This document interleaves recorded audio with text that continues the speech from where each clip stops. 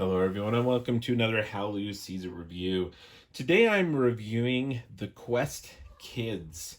This is a board game published by Treasure Falls Games, and it is for 2 to 4 players, and it takes about 30 minutes to play. It's fairly a quick, simple game, and that is why it really makes a really great game for kids, young kids. They say ages 5 and up. I think that's a really good, actually pretty accurate depiction of who would enjoy this game. It is one that, my kids enjoyed playing. And so let's go ahead and show you some of the components and some of my thoughts about Quest Kids. I will mention that Treasure Falls Games sent me this copy for review. And they do have a Kickstarter coming out, actually. So if this looks like something that you and your kids would enjoy, they have a Kickstarter coming out April 5th, 2022. The Big Bads of Tolk's Cave.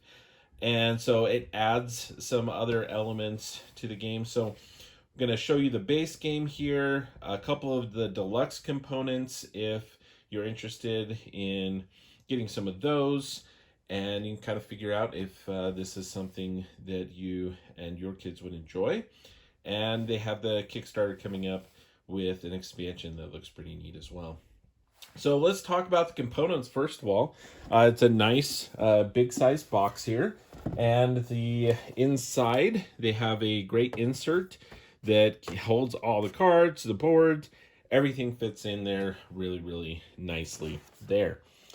The board, as you can see, I can barely, not quite get the whole board in view here of the camera. There we are. So it is a nice big board. Great artwork on the board.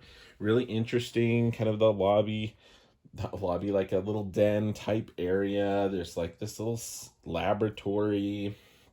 You have like this crystal caverns here. And so it's just really kind of cool. Looking over here on this side, you have the treasure room.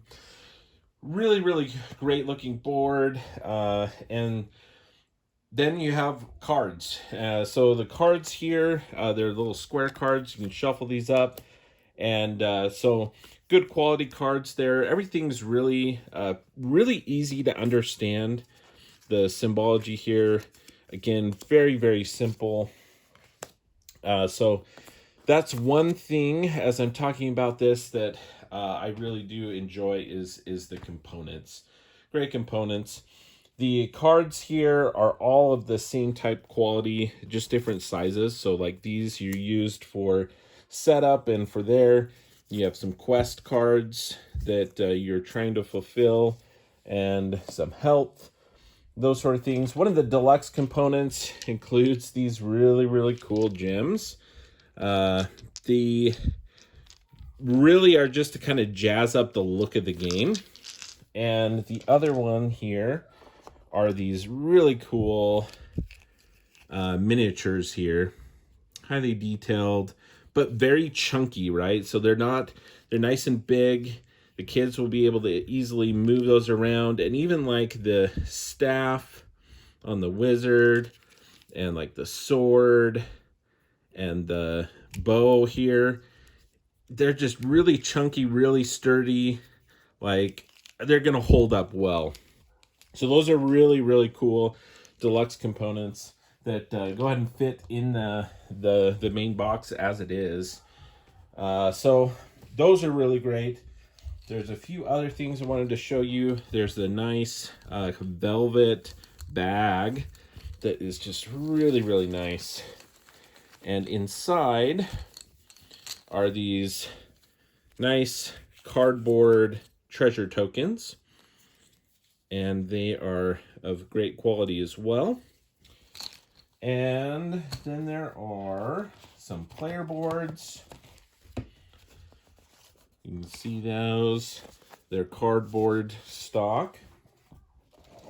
You have some mats here to keep track of the score. My only comment here is kind of a positive negative here. So on the one thing, It really kind of walks through adding up your points at the end of the game really, really well. Gives the kids a chance to practice just very simple math. The points are not going to be something crazy high. So it is a really, really great tool to have them practice simple addition here. And the downside on this, in my opinion, is the down and upside on this as well, is they have different kind of elements of the board on these scoring tracks. And so you can like color them in, right? So it's like a fun coloring page. It works really well with kind of the age range for this game. And I think it's really fun. They can color that, but it's a little busy as far as that goes. Like, I almost wish they would have just had like a cool like image here with the color that they could color, and the points are all just in one column or something like that. It is nice like to space it out, and kids generally I think like to write big, so I think that's really nice, but it can be a little messy with the image behind there. The rule book, very, very simple rule book. There's quick play instructions that just kind of give you a real quick overview synopsis. And yeah, my kids could easily, if your kids can read at that point, they may need a little help kind of getting through their first game, but honestly, I think for the most part, kids are going to be able to just read through this and play it, in my opinion. So, great little rule book. So the components and production quality are really, really fantastic. So the gameplay. Let's get to the gameplay now. Quest Kids. In Quest Kids, you have this group of kids. They are great. They are full of wisdom and power and magic and kindness. And you are going to be going through this dungeon, or I don't even know if they call it a dungeon. It's a Tolk's cave here, and these different elements, and they're going to be looking through. Setup's really, really simple. You're just going to take these. Now, you may need to help the kids at this point do a quick shuffle of the cards. Then all the red ones are going to fill up the board. Now, that's one element that I did not... Well, not... It's just interesting, right? Because the board is really beautiful. It's got this really great artwork. We got a little bit confused a few times. They kind of have these highlighted regions showing like where the doorways are into other rooms. And I think you can see that there on the camera. And there's a few more. And they really do stand out quite a bit without any of the cards on it. But as it fills up with cards, it gets a little more challenging. Challenging to figure out where those doorways are. So setup, you're going to be putting these green and gray ones over here in these areas. All the red ones are going to be filling up on that right-hand side of the board. And there you have it. That was set up. Really, really easy. The quest cards are then shuffled. These little quest cards, and each person will get a quest card to work towards. So this here will give me 2 points. You'll see these stars throughout the game. Those are points. At the end of the game, if I can scare away 2 bad guys, I will complete that quest and get 2 points. Could draw a new one. I need 2 kind kid cards in hand. That'll give me 3 points. We'll talk about how you get those. So there are multiple quest cards of, hey, I need 3 of the power cards there, or 3 of the wisdom. I need to gain one of those cool gems, which is one of those you'll find as you flip over these cards. But that's the setup. You're going to also take a couple of health cards, and if you have both of those, when you're done, you're going to get 2 points each for your remaining health as well. So everyone's going to set up. They're going to start over here. And really, really simple movement. You have to stop in unexplored areas. So really at the beginning of the game, you have two options here. You can go in this room. Go over there, flip this card over. And you basically just do what it says. So here I get +3 power, which are those purple cards. And I also get 1 treasure. So I can discard this. These are all kind of face up. There's no like hidden information in the game, so you can see what everyone has. And the player boards have places to store these. So I would place these 3 power cards below my board, so I know I have 3 power. You can put your magic and wisdom there. You grab some special items, your treasure tokens, your quest cards, any bad guys you scare away. Put them and save them there. So it's got a little organizational feature element to it. But I would go ahead and take 3 of the purple cards with that, and also take a treasure token. Pull out the treasure token. The treasure tokens give a base kind of point value, so you get 1 point. Or if you are the yellow character, you'd actually get 3 points if you happen to draw that. So then it's the next person's turn. So very quick, simple turns. So it's going to keep people's interest, and it's not a lot of downtime really at all. So from here, now this has opened up the room, right? So I can actually go into any of these. We don't move diagonally, but I can go explore any of those, or I can go and flip over this one here. Ooh, this is our first baddie here. So this one, Charlie the Charmer, you need 2 magic cards to defeat him or to scare him away. Let's stick with the right terminology. And you would get 2 victory points for doing that. So let's say, this is one of my favorite features of the game, actually, is that if let's say I only have 1 magic card. So I turn in 1 magic card, I need 1 more. It goes to the player to my right. And if they have a yellow card and want to help me, they can. Let's say they do, they give me that other yellow card. I scare away that baddie. I'm going to put that on my player board. I'm going to get 2 points at the end of the game for that. But for every card, and you'll give an opportunity, you go to that person. If they don't have a card or don't want to, we'll go to the next person. If you need multiple cards, you can keep going around. And hopefully, you get people to help out, because they are rewarded with kind kid cards. And they do all sorts of great stuff, which is usually, it is better than 1 single card itself. And so you have extra turn, you have +2, you can choose any of those in any combination. Extra turn, some of them give you extra health. You can look at maybe when an unexplored dungeon tile and a point. Just draw 2 treasures straight up. So lots of good stuff. There's just 2 points right there. So it encourages you to share, to help one another as you go exploring through this place. And you're flipping over the cards. You know the green cards are guaranteed to be good and just helpful. So none of the green cards are going to contain any of the baddies, okay?